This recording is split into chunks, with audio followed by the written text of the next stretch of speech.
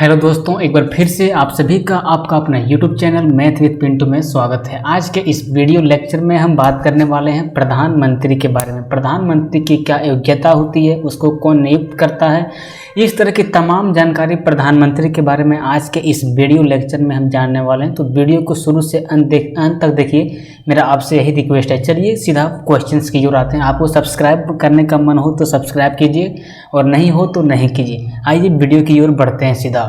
आप पहला क्वेश्चन आप देखेंगे कंप्यूटर स्क्रीन पे, तो आपको दिखेगा कि प्रधानमंत्री की नियुक्ति कौन करता है। प्रधानमंत्री का जो पद है उसका नियुक्ति कौन करता है, तो इसका सही उत्तर होगा ऑप्शन नंबर ए, राष्ट्रपति। आपको जितना क्वेश्चन का आंसर आ रहा है आपको कमेंट बॉक्स में बताना है कि मुझे नहीं 10 क्वेश्चन में करवाया तो 10 में हम 8 सही किए, 9 सही किए, ये आपको कमेंट बॉक्स में बताना है ताकि हमको पता चले नहीं यूजर जो देख रहे हैं उनको क्वेश्चंस आते हैं। ठीक है, तो देखिए क्वेश्चन नंबर 1 देखिए, प्रधानमंत्री की नियुक्ति कौन करता है, तो प्रधानमंत्री की नियुक्ति राष्ट्रपति करता है। अब बोलेगा राष्ट्रपति तो इसका नियुक्ति करता है, लेकिन किस अनुच्छेद के तहत करता है, तो इसका हम चर्चा आगे के क्वेश्चन में करने वाले हैं। तो आगे की ओर क्वेश्चन आप देखिए।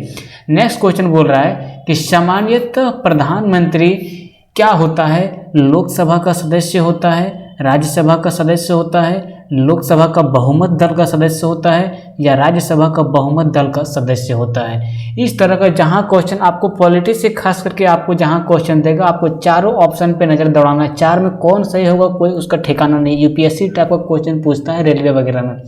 देखिए इसका आंसर ऑप्शन नंबर ये सही है कि लोकसभा का ये सदस्य होता है, लेकिन ये सी नंबर ऑप्शन देखिए यहाँ पे इसमें क्या लिखा है कि लोकसभा का बहुमत दल का सदस्य होता है। आपका सही ये भी है और सही ये भी है, लेकिन ये दोनों में चर्चा करोगे आप कि लोकसभा का और लोकसभा का बहुमत दल का, तो उसका ऑप्शन नंबर सी सही हो जाएगा।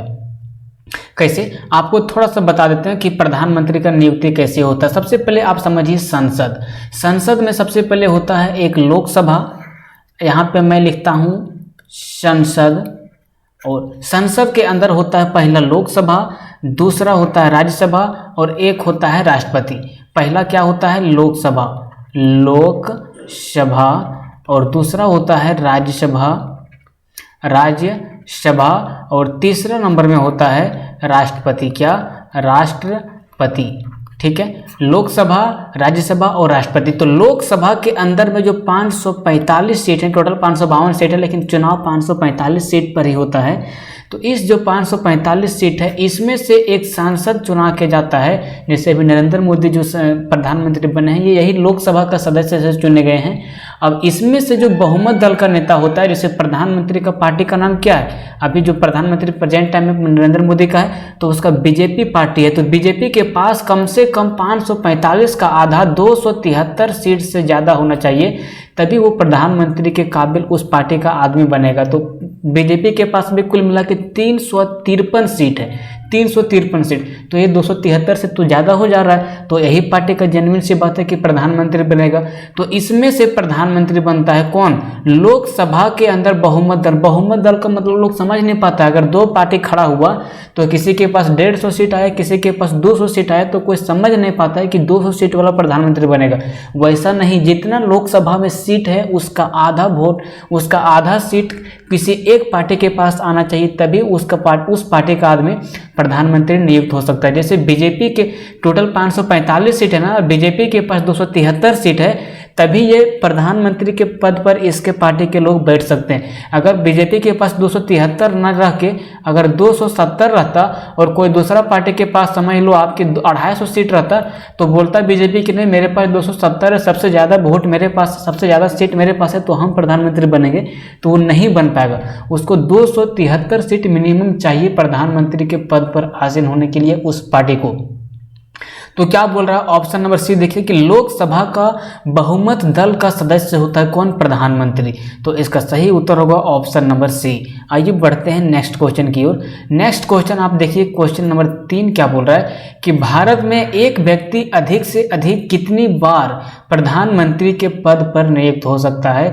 ये क्वेश्चन एग्जाम में आए हैं इसलिए मैंने लेके आपके पास आया। इस तरह के क्वेश्चन में लोग कंफ्यूज हो जाते हैं। इसका सही उत्तर होगा ऑप्शन नंबर डी, कितनी ही बार। इसका मतलब क्या, प्रधानमंत्री का योग्यता मात्र 25 साल है। 25 साल आप हो गए, आपका प्रधानमंत्री के पद पर आसीन है। क्योंकि प्रधानमंत्री तो डायरेक्ट बनता नहीं, सबसे पहले ये लोकसभा का क्या करता है, चुनाव को जीतता है। लोकसभा का चुनाव को जीतता है, उसके बाद प्रधानमंत्री बन जाता है। और लोकसभा के चुनाव आपको लड़ने के लिए मिनिमम आयु 25 साल होना चाहिए। पागल दिवालियापन सब नहीं होना चाहिए, आप पर किस तरह की कार्रवाई नहीं होनी चाहिए। तो 25 साल जो है सो मिनिमम आयु है किसका, प्रधानमंत्री पद पर बैठने के लिए। अब आप 25 साल से जितना साल जिंदा रहिए उतना साल तक प्रधानमंत्री रहिए, उसमें कोई अता पता नहीं है। तो प्रधानमंत्री का जो सीट है उस पर टोटल कितनी ही बार आप प्रधानमंत्री बन सकते हैं। आइए बात करते हैं क्वेश्चन नंबर 4 पे। क्वेश्चन नंबर 4 आपको स्क्रीन पे दिखेगा, कंप्यूटर स्क्रीन पे, कि भारत में शक्तियों का उभरता हुआ केंद्र है। भारत में शक्तियों का उभरता हुआ केंद्र का मतलब आप ये नहीं समझना कि यहाँ पे सलमान खान, शाहरुख खान ये सब उभरता हुआ केंद्र है, ये सब यहाँ नहीं होगा। आपको पॉलिटिक्स के संदर्भ में ऑप्शन ढूंढना है। यहाँ पे बोल रहा लोकसभा अध्यक्ष, यहाँ पे बोल रहा लोकसभा अध्यक्ष, यहाँ पे बोल रहा राज्यसभा, यहाँ पे बोल रहा प्रधानमंत्री, यहाँ पे बोल रहा मंत्रिपरिषद। तो ये चारों ऑप्शन में आप देखिए सबसे ज्यादा उभरता हुआ केंद्र आपको कौन लगता है। विदेश घूमने के लिए हाउडी मोदी गया तो वहाँ पे गया मोदी प्रधानमंत्री। कहीं कोई बड़ा प्रोग्राम हो रहा है तो वहाँ पे मोदी। अंतरिक्ष का सारा विभाग संभाल रहा है, बड़ा बड़ा विभाग जो संभालता है वो मोदी। तो उभरता हुआ केंद्र कौन आपको नजर आ रहा है, प्रधानमंत्री। तो बोल रहे कि भारत में, यहाँ पे देखिए, भारत में शक्तियों का उभरता हुआ केंद्र कौन है, तो प्रधानमंत्री। ऑप्शन नंबर सी इसका सही उत्तर होगा। आइए बढ़ते हैं नेक्स्ट क्वेश्चन की ओर। नेक्स्ट क्वेश्चन आपको बोल रहा है, क्वेश्चन नंबर 5 पे आप फोकस करेंगे कि निम्नलिखित में से कौन लोकसभा का नेतृत्व करता है। अभी आपको क्या बताएं कि संसद के 3 सदन होते हैं। संसद के 3 सदन, पहला लोकसभा, दूसरा राज्यसभा और तीसरा राष्ट्रपति। तो एक जो होता है लोकसभा, ये जो लोकसभा होता है, ये लोकसभा वाले को कौन नेतृत्व करता है, तो लोकसभा वाले को लोकसभा अध्यक्ष, यानी ऑप्शन नंबर ये सही होगा उसको, लोकसभा को लोकसभा अध्यक्ष नेतृत्व करता है। तो इसका ऑप्शन नंबर ये सही हो गया। लेकिन यहीं पे आपको बोल देता है कि राज्यसभा का नेतृत्व कौन करता है, तो राज्यसभा का जो नेतृत्व करता है वो करता है सभापति। यहाँ पे राज्यसभा आप लिख देंगे, आप समझ जाएंगे राज्य का मतलब कि राज्यसभा बोल रहा है। तो राज्यसभा का जो पूरा उसको ये करता है, नेतृत्व करता है, वो कौन करता है, तो राज्यसभा के कौन, सभापति। और राज्यसभा के जो सभापति होते हैं सो भारत के उपराष्ट्रपति होते हैं। कौन होते हैं, भारत के उपराष्ट्रपति। तो अभी बोलेगा आपको वर्तमान में हमारे उपराष्ट्रपति कौन है, तो आप बोल दोगे कि वेंकैया नायडू हमारे अभी क्या हैं, प्रेजेंट टाइम के उपराष्ट्रपति हैं। आइए बात करते हैं नेक्स्ट क्वेश्चन की ओर। हम उम्मीद करते हैं कि आपको मेरा समझाया वो समझ में आ रहा है। अगर समझ में आ रहा है तो वीडियो को लाइक जरूर कीजिए और कमेंट बॉक्स में बताइए कि नहीं सच में समझ में आ रहा है। आइए बढ़ते हैं नेक्स्ट क्वेश्चन की ओर। नेक्स्ट क्वेश्चन आप देखेंगे तो बोल रहे संघीय मंत्रिपरिषद का अध्यक्ष कौन होता है। यहाँ पे देखिए संघीय मंत्रिपरिषद का अध्यक्ष कौन होता है। इसमें लड़का लोग कंफ्यूज हो जाता है और मार देता है ऑप्शन नंबर ये राष्ट्रपति, लेकिन इसका राष्ट्रपति नहीं होगा। ये जो मंत्रिपरिषद है ना, तो मंत्रिपरिषद ये प्रधानमंत्री के बातों को मानता है। किसका बात मानता है, ये प्रधानमंत्री के बातों को मानता है। प्रधानमंत्री राष्ट्रपति से बोलेगा कि अमित शाह को गृह मंत्री बना दो, राजनाथ सिंह को रक्षा मंत्री बना दो, निर्मला सीतारमण को वित्त मंत्री बना दो, तो वो उसको बना देंगे। तो क्या मंत्रिपरिषद किसके कहने पर, नहीं, मंत्रिपरिषद का जो नियुक्ति होता है वो किसके कहने पर होता है, तो प्रधानमंत्री के कहने पर होता है।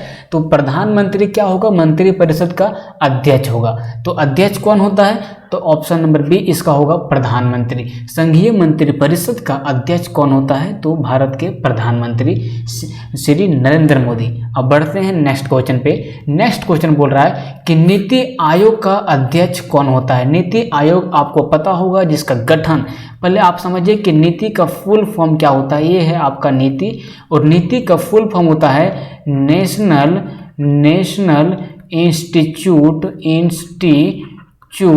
Of transforming India. क्या, national institute of transforming India. ठीक है, तो इसका फुल फॉर्म ये होता है। अब बोलेगा इसका गठन कब हुआ, तो इसका गठन हुआ 1 जनवरी 2015 ईस्वी को।